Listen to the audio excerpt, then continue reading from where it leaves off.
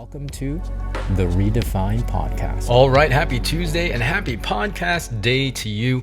Welcome to the show if you are brand new. And of course, if you're an existing listener, welcome back. Welcome back. Thanks for tuning in. If you're watching the video version of this, you'll notice that I'm home. I'm back at the cabin on the mountain in the middle of nowhere. So I have my recording gear. You'll have a little bit better production value in terms of audio. You also won't get the neighbor that's mowing their lawn in the middle of the day, or the neighbor that's working on their car in the middle of the day. You know, I don't really have neighbors up here, so we'll have opportunity to actually record more while I'm here in my cabin. And yeah, I'm going to be doing another round of traveling very soon. So I'm going to get as much recorded as I can while I'm here, just because, it's nice and quiet, right? It's nice and quiet, and it's a much more conducive situation and environment to record episodes. Anywho, neither here nor there. Today I want to talk about opting out, and the conversation will actually happen in a few different stages, and we'll get to the very end of it. The thing that you really should opt out of.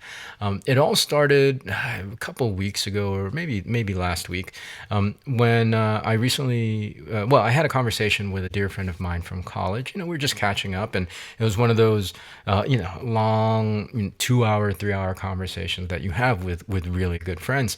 Part of the conversation, we got to talking about social media and content creation, and there was a point where my friend was communicating his annoyance, a very high level of annoyance at how some content creators, or at least he felt how some content creators were just sharing too much, right? It was almost like this indignation at the fact that they or at least he thought or felt that they left nothing private. They were recording everything. They were posting, their entire lives on social media. For a profit, right? And my friend even made the point of saying it's like they're whoring themselves out on social media, I don't necessarily agree with that. But my thing to him was, what does that have anything to do with you? Right? Like, people are going to do what they're going to do. If you don't like it, then just opt out of looking at it. And in fact, if you spend any time on social media, then you'll see that it'll actually give you more of what you want and less of what you don't want. So just stop looking at stuff that makes you angry, right? And annoyed and feel indignant. And look at stuff that interests you, right? Like and heart the things that you really find enjoyable, and that'll fix your algorithm to curate to curate your content experience to be more tailored towards you.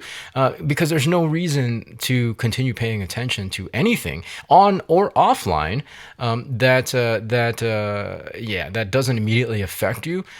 Outside of creating a negative emotional state. So, like, if it doesn't affect you directly, then why even give it any energy, right? So opt out of those things online, especially online. And I know this is easier said than done. But when it comes to negative comments, or even cyberbullying, I didn't grow up in a world where, there was always social media and there was always the internet. So maybe that's what buffers me from it. And maybe that's why I have this ability to kind of detach what anybody says online, and especially on social media. But really, I think even people who were born during the social media age, and never knew what it was like to not have the internet, we can still teach these individuals to have a level of cognition and awareness that they can just not pay attention to it, right? Because there is I'm not gonna lie. There is a lot of toxicity. There can be a lot of toxicity on the internet, especially on social media, especially in comment sections and in these threads. However, we still have the choice to opt out of any of it, right? We don't have to give anything online our attention. We really don't. We really don't. Again, unless it directly affects us, which I mean, very few things on the internet actually affect us, from especially from a social media standpoint, because you can just tune out, right? So if it doesn't affect you necessarily, then yeah, I mean, why give it any energy? Why give it any thought? I know I'm kind of being reductive about the whole cyberbullying thing, and I know that it's a much more nuanced and complex issue, especially from a psychological standpoint. But generally speaking, and if you have haters in your comments, and you have people criticizing you and criticizing your content, or whatever opinion you might have put on social media, then yeah, you can opt out not to, number one, pay attention to it, and number two, not to respond. I've posted content before that yeah, that's received response. And like, I'm not gonna lie, it does have that kind of immediate knee-jerk effect in me. I have that response of like, oh my god, I need to answer this guy back, and tell him what's what. But then I realize, oh, that's not really going to do me any good, number one, and it's just going to be a waste of time, number two. So opt out of looking at content, especially comment sections and threads, that don't serve your purpose, and that create that evoke a negative emotional state in you, right? You can really just tune it out, and especially when it comes to just your feed, the algorithm will give you more of the things that make you happy. It's really actually that simple. Now the next part of the conversation is, so opt out, right? The next part of the conversation just happened a few nights ago. My sister and I were just coming back from, I think had watched a movie, and we always notice, especially a certain time of night when everybody in the neighborhood is home. This is at my mom's house. The street is lined with cars, right? And this is the suburbs. This is not in the city where that's normal, but in the suburbs, like, where each house has at least a one-car garage, but most of them have two-car garages. Very few people in that neighborhood actually use their garage to put any cars in it, right? Like, not even one car, let alone two cars. And I was trying to reason with my sister. Well, everybody, and that is of driving age here in America, generally needs their own car. I mean, especially in the suburbs, it's where mass transit is really poor, and it's not really convenient to everyday life.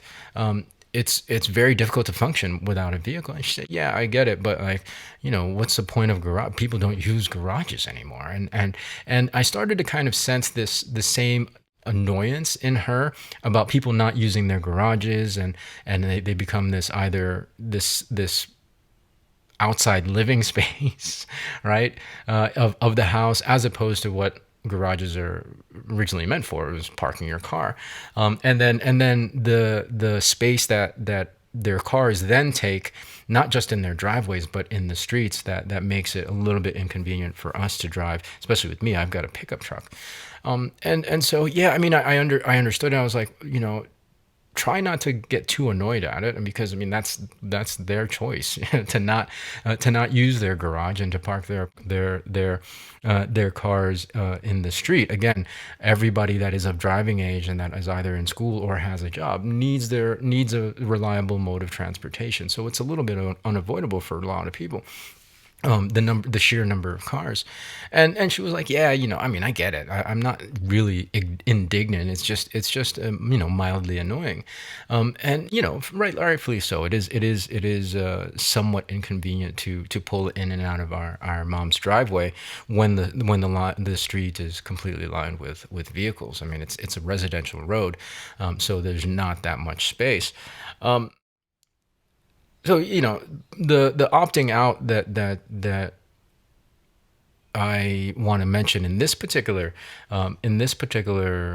example is the first level is similar to the other conversation with my friend about what people post on social media. I mean, you can opt out of making that judgment of how other people are using their things, right? Just like with my friend in social media, opt out of that judgment of how other people are using social media. It's got nothing to do with us, right? Like it's all up to them how they want to use their things and where they park their things. So you can opt out of that. Again, I understand the mild annoyance.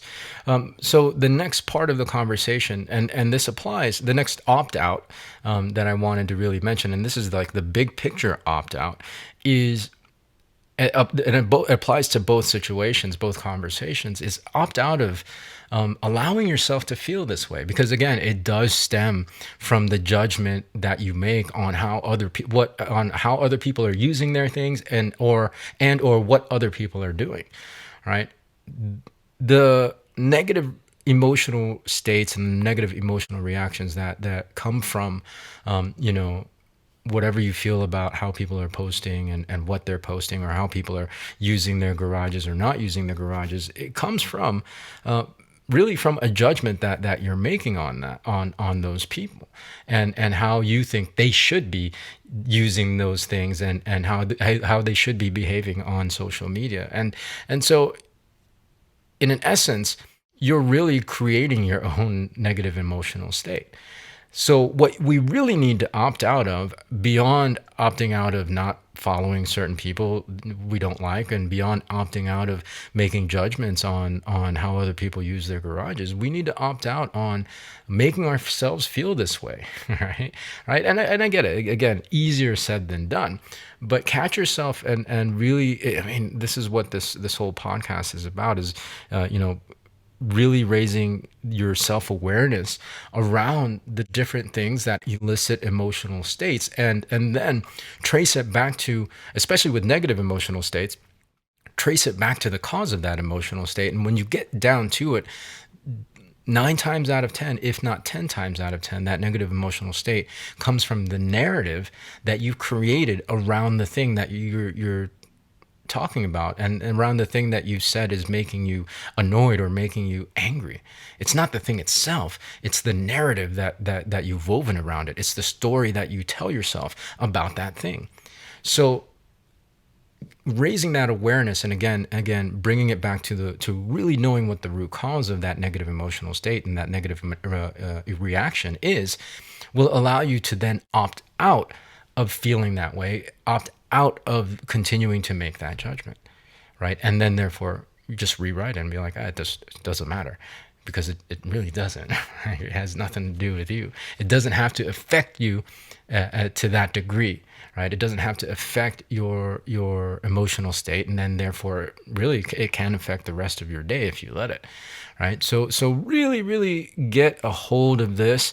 When you feel yourself getting, when you feel that level of negative emotional state welling up in you, figure out what you're reacting to, and then figure out what the narrative is that's created that emotional state, and understand that you have the power to rewrite that. You have the power to redefine it. All right, so that's my message for today. Hopefully that makes sense. Leave me a comment in the comment section below. Let me know what you think. And then, of course, if you haven't already subscribed to the show here on the YouTube version, go ahead and subscribe. Hit me with a thumbs up. If you are listening to the podcast version, go ahead and hit that follow button on whatever app you happen to be listening on, and then we'll just we'll have a fresh new one for you on Thursday. So until then, be well, be safe.